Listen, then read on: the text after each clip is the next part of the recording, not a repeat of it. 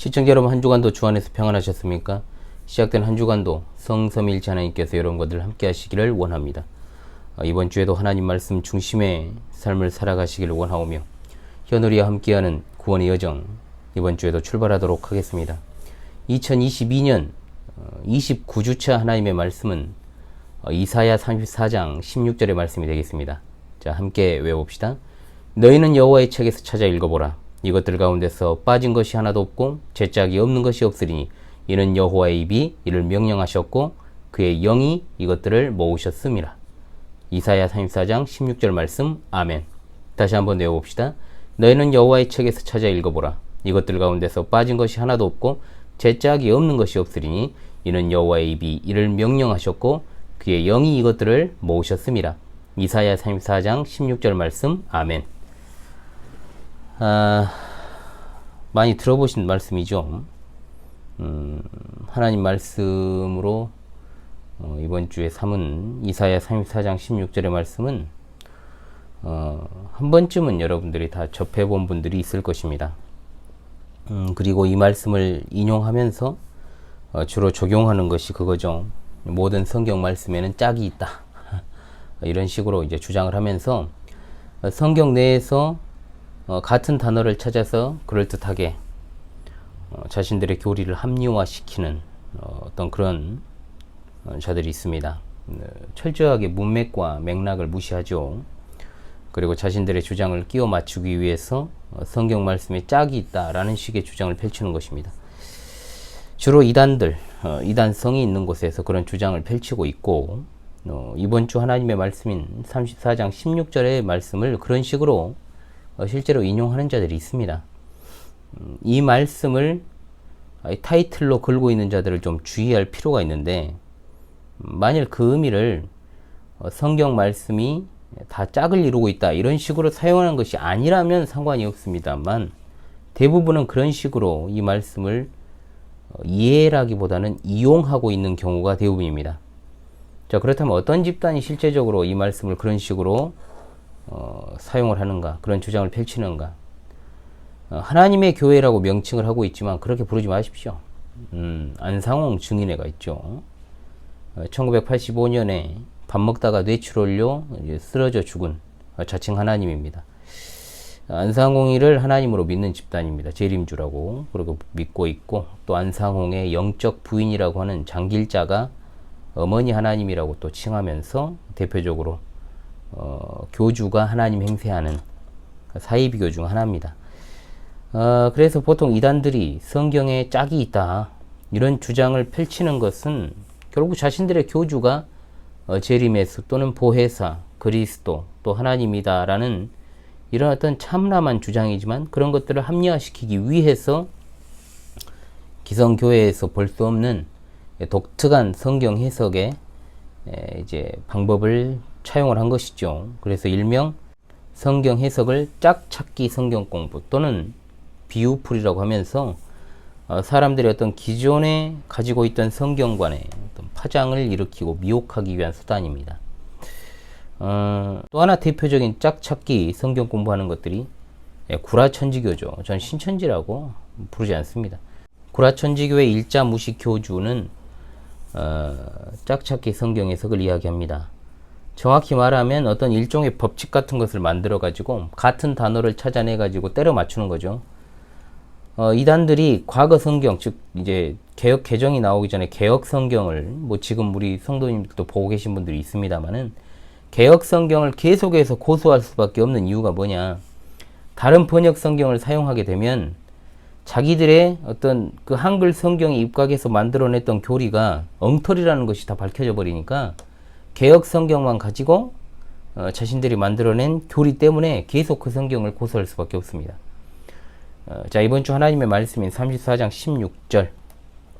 너희는 여호와의 책에서 찾아 읽어보라. 이것들 가운데서 빠진 것이 하나도 없고 죄짝이 없는 것이 없으리니 이는 여호와의 입이 이를 명령하셨고 그의 영이 이것들을 모으셨습니다. 이 말씀을 얼핏 보면 어떻습니까, 여러분? 그냥 성경 말씀에는 다 짝이 있다는 식으로 생각하기가 딱 좋죠. 그러나 이 말씀은 굳이 성경의 어떤 속성 중에 하나를 언급해서 이야기를 한다면 과연 성경의 통일성이라는 것을 지금 전제하에 말씀을 하고 있는 것인가? 그러나 전혀 그것과는 상관이 없는 말씀입니다. 자, 이 부분을 알기 위해서 어떤 무슨 전문 주석서를 펼칠 필요도 없고요. 말 그대로 그냥 성경을 잘 읽어 나가면 전혀 오해할 본문이 아니라는 거죠. 짝짝이 성경 해석하는 것들 오늘 이후에 주변에서 싹 다 정리를 하시기 바랍니다. 일단 16절의 말씀만 놓고 보면 진짜 성경이 다 짝이 있는 것처럼 보여요. 제 짝이 없는 것이 없다는 말 앞에 여호와의 책에서 찾아서 읽어보라 그랬잖아요. 자, 충분히 이런 식의 생각이 가능합니다. 마치 너희가 여호와의 책에서 찾아 읽어보면 이 말씀은 다 짝이 있다, 짝이 없는 것이 없다, 이런 식의 해석이죠. 그러나 언제나 제가 성경을 해석할 때 그리고 읽을 때 중요시 여겨야 되는 게 뭐라 그랬습니까? 문맥과 맥락을 봐야 한다고 했습니다. 절대로 특정 구절과 단어에 집착하지 말라고 제가 말씀을 자주 드려요. 원문도 아닌 한글 성경을 보면서 특정 구절과 단어에 집착을 하게 되면 이단의 첩경이 됩니다. 사이비로 가는 첩경입니다.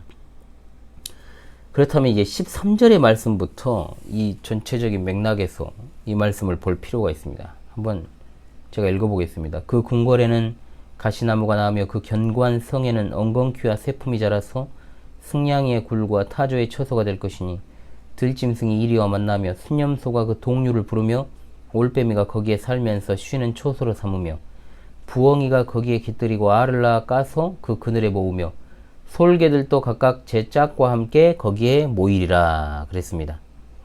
자, 한번 읽었습니다만 뭔가 느낌이 오지 않습니까, 여러분? 그렇다면 이사야서 34장의 배경을 한번 살펴보도록 하겠습니다. 이사야 34장은 하나님께서 열방을 향해, 열국을 향해 부으시는 분노의 진노의 포도주잔이라고 그러죠. 심판입니다. 하나님의 심판을 아주 생생하게 그려내는 장이 바로 이사야 34장입니다. 그 가운데서도 에돔에 대한 심판을 기록하는 장이 바로 34장이라는 거죠.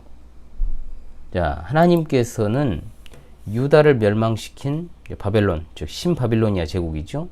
이 신바벨론 제국보다 그것을 비아냥대고 온갖 조롱과 모욕을 퍼부은 에돔에 더 심한 진노를 내리십니다. 즉 13절부터의 말씀들은 한때 영광스러웠던 에돔의 궁궐에 가시나무가 나고 엉겅퀴와 새품이 자라서 승냥이의 굴과 타조의 처소가 될 것이고 또한 들짐승이 이리와 만나고 순념소가 그 동류를 부르며 올빼미, 부엉이, 솔개가 거기에서 산다는 내용입니다. 이것은 성경에서 전형적으로 하나님의 심판을 가리키는 도구로 사용된 표현들이죠. 뭔 말이냐? 인간이 살던 거주지가 폐허가 되어서 동물의 거처가 된다라는 뜻입니다. 성경에 자주 등장합니다. 그렇다면 이 말씀에서 제 짝이 없는 것이 없으리니라는 그럼 무슨 의미일까요? 자, 진짜로 하나님의 말씀은 반드시 다 짝이 있어서 짝을 찾아서 해석해야 된다라는 말일까요? 16절만 딱 떼어서 보면 이것들이 가리키는 것이 마치 여호와의 책인 것처럼 딱 보이죠. 그렇지 않습니까, 여러분? 왜? 너희는 여호와의 책에서 찾아 읽어보라 해놓고 이것들 가운데서 라고 돼 있지 않습니까? 그러니까 두말할 나위 없이 이 16절만 딱 떼어놓고 보면 성경에는 다 짝이 있다는 식의 말씀으로 보인다는 말입니다. 이단이나 사이비들이 문맥과 맥락에 따라서 성경 전체적인 어떤 통일성을 가지고 성경 해석을 하는 것을 저는 본 적이 없습니다.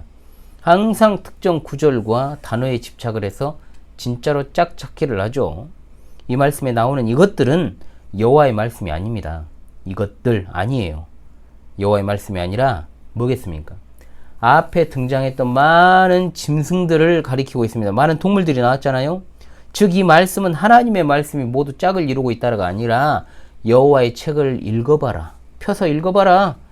짐승들은 다 짝이 있다. 이 말입니다. 이해되시죠? 자, 문법 시간이 아니니까 제가 자세하게는 더 설명을 하지 않겠습니다. 자, 예를 들면 이런 겁니다. 예를 들자면요. 자, 이런 문장이 있습니다. 윤 목사는 많은 책들을 가지고 있다.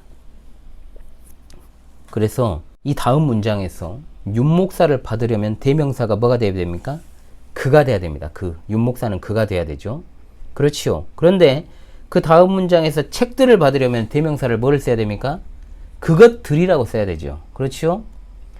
가령 윤목사는 많은 책들을 가지고 있다의 다음 문장이 그것들의 무게는 어마어마하다 라고 합시다. 그렇게 치자는 거죠. 그러면 그것들이 윤목사를 가리킨다라고 하면 아예 의사소통이 안 되는 사람이죠. 그렇죠? 그것들은 윤목사가 아니라 뭘 받습니까? 책들을 받는 거죠. 책들을 가리키는 것입니다. 자, 다시 본문으로 돌아와서 문법적으로 설명을 하자면 여호와의 책은 남성 단수 대명사입니다. 자, 그런데 이것들은 여성 복수 명사입니다.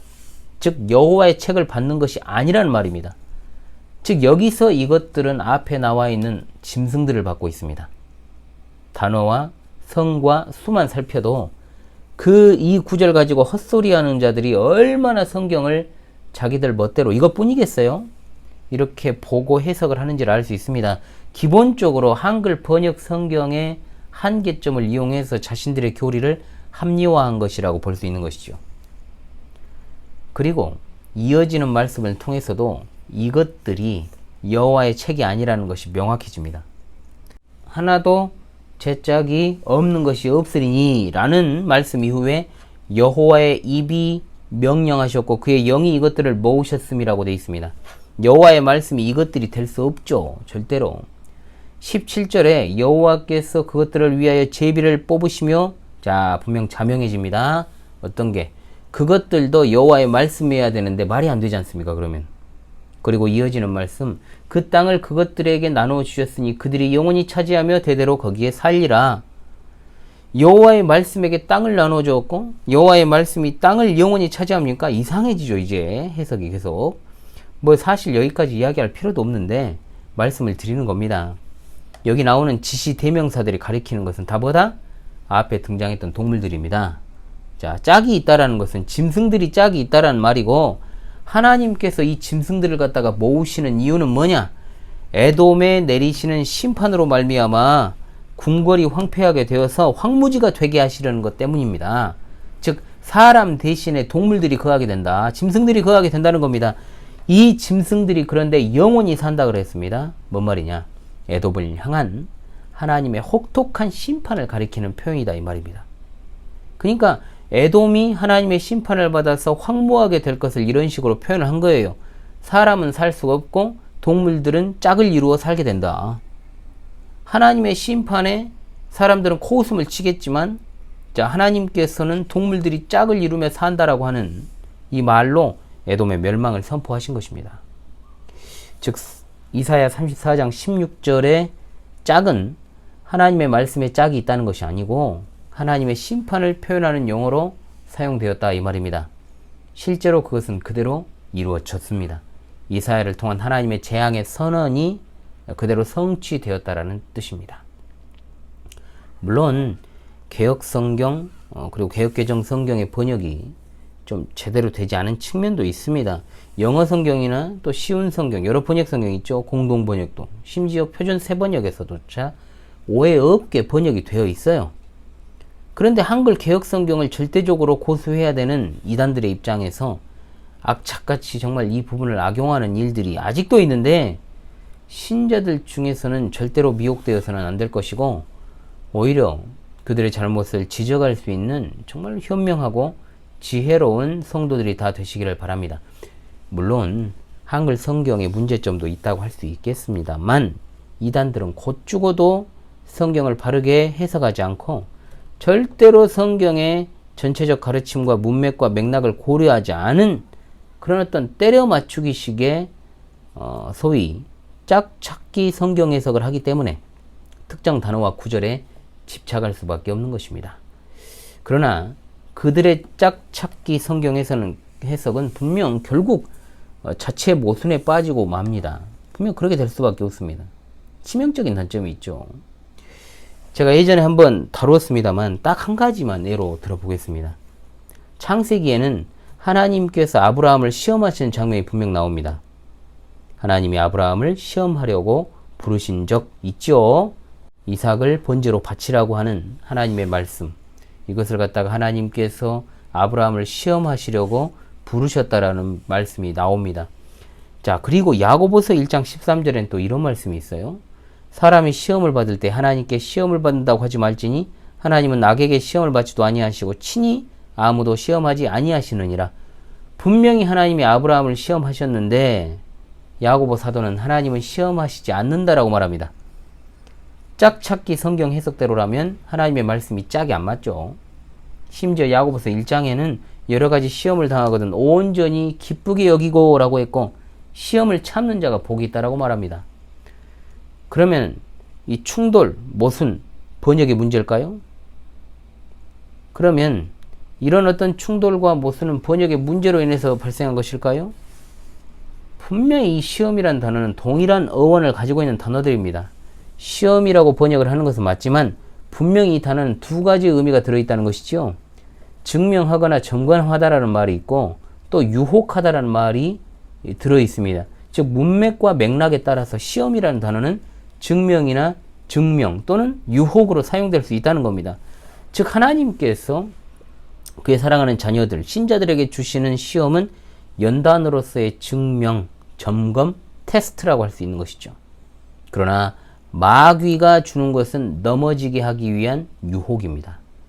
특히 이 부분에 있어서 개혁자들이 사용한 영어 제네바 바이블은 잘 구분을 하고 있고 그것을 번역한 한글 제네바 성경은 깔끔하게 번역이 되었습니다. 자, 동아문서 성교회의 한글 제네바 성경을 여러분 많이 사랑해 주시기 바랍니다. 자, 이것을 언급한 이유는 그들의 어떤 짝찾기 성경 해석이 금방 모순점이 드러난다라는 것을 제가 말씀드리고 싶어서 이것을 언급을 한 것입니다. 구라천지교를 비롯해 가지고 이단들이 주장하는 황당한 내용들을 앞으로 또 소개할 일이 있으면 성경 해설을 하면서 자연스럽게 소개를 하도록 하겠습니다. 특정 단어와 어떤 특정 구절을 가지고 마치 성경 해석에는 공식이 있는 것처럼 그렇게 이야기를 하면서 짝찾기를 시도하는 자들은 모두 미혹의 영에 빠진 자들이기 때문에 되게 비슷한 주장을 펼칩니다. 극히 조심하시고요. 그들의 미혹을 조심하라는 말씀을 드리면서 이번 주 하나님의 말씀을 외우면서 마무리하도록 하겠습니다. 너희는 여호와의 책에서 찾아 읽어보라. 이것들 가운데서 빠진 것이 하나도 없고 죄짝이 없는 것이 없으리니 이는 여호와의 입이 이를 명령하셨고 그의 영이 이것들을 모으셨음이라. 이사야 34장 16절 말씀. 할렐루야. 아멘.